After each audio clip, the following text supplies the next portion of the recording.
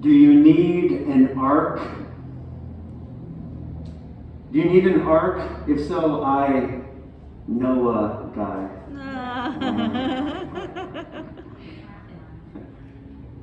Do you know why Noah got that name? Why his parents named him Noah? At the moment of his birth, his mother looked at his father and asked, "Do you have a name for our child? Do you have a name for our child?" And he said, "No.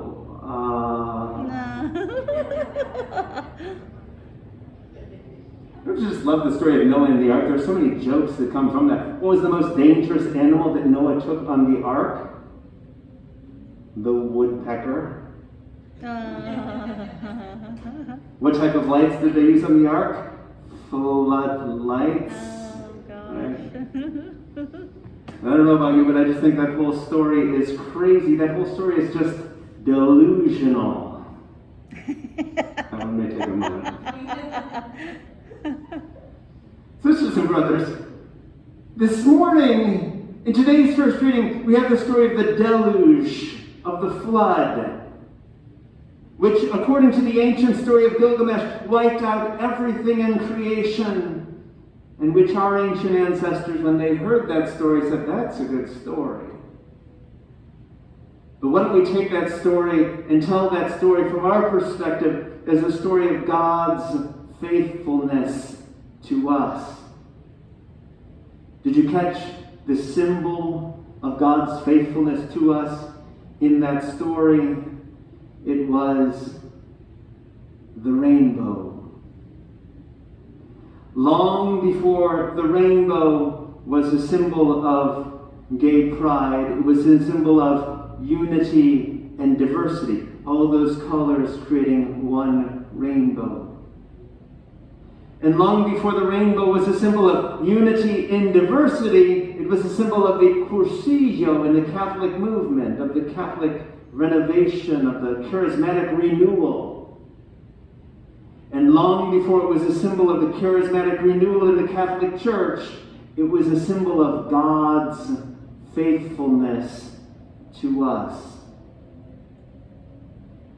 When the children of our ancient ancestors asked their parents where the rainbow came from in the sky, what did their parents and grandparents tell them? That rainbow is a symbol of God's faithfulness to us. It's a symbol of our relationship with God and God's relationship to us. God established a covenant, a relationship with our ancestors, with Noah and his family, and God has a relationship with us.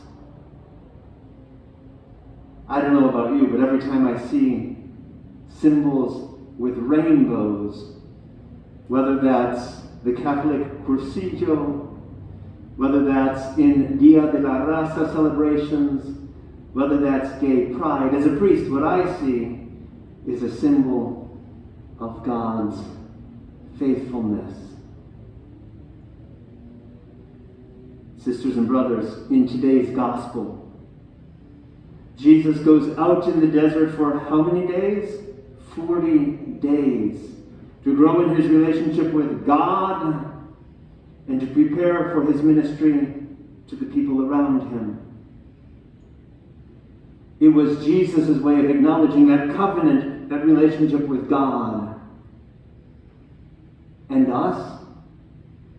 Because these stories that we hear every Sunday are not just about people who lived thousands of years ago. These stories tell us something about ourselves. And how it is that the church gives us these 40 days of Lent to be like Jesus in the wilderness, to step back from the activity and the noise of this world and to reflect on our own relationship with God and our relationship with those people around us. Those people we like and those people we're challenged to love. I don't know about you, but when I was a child, I thought that Lent was about giving things up. It was about giving up chocolate or giving up soda, giving up candy, giving up smoking, giving up going to the gym. Okay, maybe not that. It was about giving things up. It was about being like Jesus in the desert and resisting temptation. I don't need that. Maybe a contemporary way of reframing Lent is, instead of giving up things, maybe it's about taking things on when it comes to those around us. Because each of us should ask the question, how does giving up soda help me to grow in my relationship with God and with others? Because if it doesn't help me to do that, then why am I doing it? How does giving up candy help me to grow in my relationship with God? Because that's what Lent is about, growing in my relationship with God. Maybe other ways of growing up of growing in my relationship with God is, instead of giving up candy, maybe I should just take 60 seconds a day for prayer. In the morning, before a meal, at night. Maybe it's taking that Bible off the shelf, dusting it off, and reading a sentence or two, or a paragraph or two.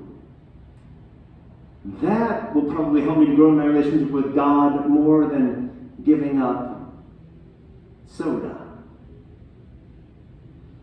Brothers and sisters, let's take seriously these 40 days of Lent as a challenge. As a challenge, finding a way to grow in our relationship with God and with those around us.